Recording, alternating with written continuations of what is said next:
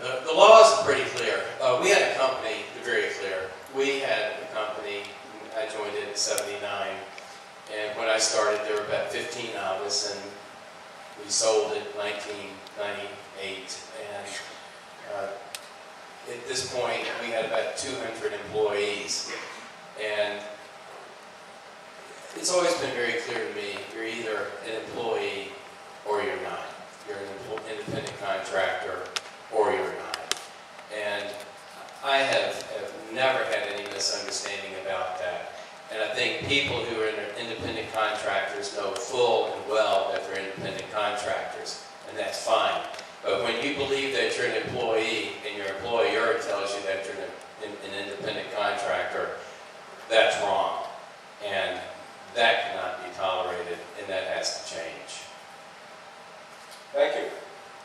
I might add, as we think about going on to the next question, that we're not making this any easier, by the way, because every time you turn around, there's a new way of doing business.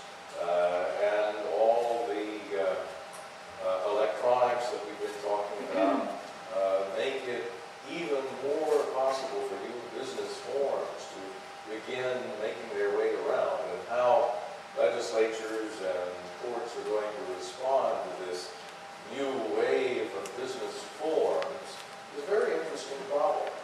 I don't expect to be around to see the solution, but it's a nice thing to worry about, I guess. Well, at any rate, here's a much more specific question. Number 3. Many states, the question goes, have comprehensive public sector collective bargaining legislation. In Tennessee, we have statutory authority for teachers to bargain, and a great many police and firefighters work under memoranda of understanding. Would you support or oppose expansion of Tennessee's public sector laws to include all state and local employees? And explain. Ward? Well, I may not earn any votes with this answer, but when I entered this race, I said I'm going to be honest and tell everybody exactly what I believe. Not having a political background, what else would I do? And my view of it is, right now, I would oppose it. And the reason I would oppose it is because I think that the K-12 situation in the state has become so inflexible and such a problem that we have lagged in our education, and that has become part of the problem. I also believe that what we need to do right now is going to require so much change and moving so fast that if we don't, we're going to be further behind than we are right now. And the challenge that we have, as I mentioned earlier, is that states are seizing their opportunities, becoming extremely strategic. They are pulling in their business proposition and their job-creating proposition deep into their educational systems, changing the way that they educate, and it is going to take the fleet of foot to be successful going forward over the next 50 years. Now, we live in a world where we have lived under the shadow of a seed that was planted over 60 years ago as the United States industrialized and grew up and prepared to fight World War II. And that took us forward for 60 years. The world has changed. We are impacted in so many ways. We have consumer revolutions in technology and information and energy, education, charter schools. Everything is changing. And what we cannot afford to do is be in a situation where we can't make the kind of movement that we need to make. Now, what my proposition is, because I don't want to sit down from this question, having said what I've said, and not make this point perfectly clear. I believe in the green economy, the new economy going forward, that labor has a whole new proposition. And now you're in a better position to decide what it is than I am, but I really believe that it has to do with the education of our students, our youth. But education is no longer for kids. Education is not just lifetime. It's not cradle to grave, it's cradle to cradle. The better we're educated,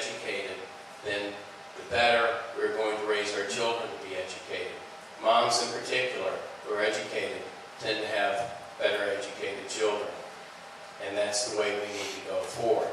But education is being taken out of the realm of its traditional sense. It's not going to work the same way anymore. 1 out of 6 college students gets their education, 1 out of 6 higher ed students gets their education online. And the Department of Education says they're better trained. Things are going to change a lot. We have to be ready. What about you, Mike? How do you feel about expanding the existing public sector collective bargaining law? You know, let me be clear about this. I would consider any legislation that helps to protect the safety of our public service employees and also helps ensure that they have fair and reasonable wages. I know that our public sector employees in many cases are our first offenders, and they're a critical backbone, not only to our state government, but also to our local governments. I also know that many cities operate under memorandums of understanding, and I would encourage, as they deal with their labor negotiations, I would encourage any of those local officials to continue in that regard and use any mediation methods to make sure that we have very open and productive labor negotiations. Let's get down to the 2 final questions now, both of which are rather general in nature. Number 5 on your list, gentlemen. A recent Congressional Research Service report states, quote, in the 21st century, global competition and rapid advances in science and technology challenge the scientific and technical proficiency of the United States workforce. Policymakers often discuss policy actions that could enhance the nation's science and technology workforce, deemed by some as essential to both meet U.S. workforce demands, as well as to generate new ideas that can lead to improve new industries that create jobs. You've already, both of you, mentioned changes in the education system. Are there other things you would do as governor to address these challenges about adapting to the increasingly technical, scientific world we live in? Mike, you start this time.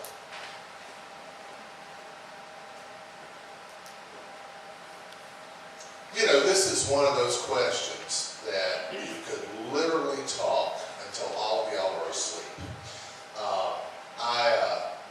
There's no question about the fact, when you start looking at what has happened in foreign countries and how they have kept, Japan, for example, how they have kept a focus on science and technology starting at early ages, that we have got to do a better job. And I'm not going to worry about the country. I'm talking about just Tennessee. We've got to do a better job of making those kind of courses available here in Tennessee. It starts with pre-K, I believe. I think we're doing a pretty good job in our math department. But we've got to do a better job of developing the curriculum in science and technology at a very, very early age and bringing it forward. It is essential to developing our workforce in this state as we go forward.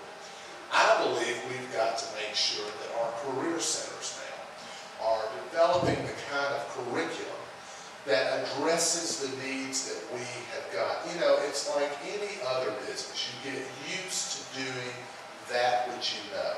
So we've got to keep pressure on, maybe that's not a good word, we've got to keep focus on our career centers, our community colleges, our technology centers to make sure that we've got the curriculum out there, and we've got to constantly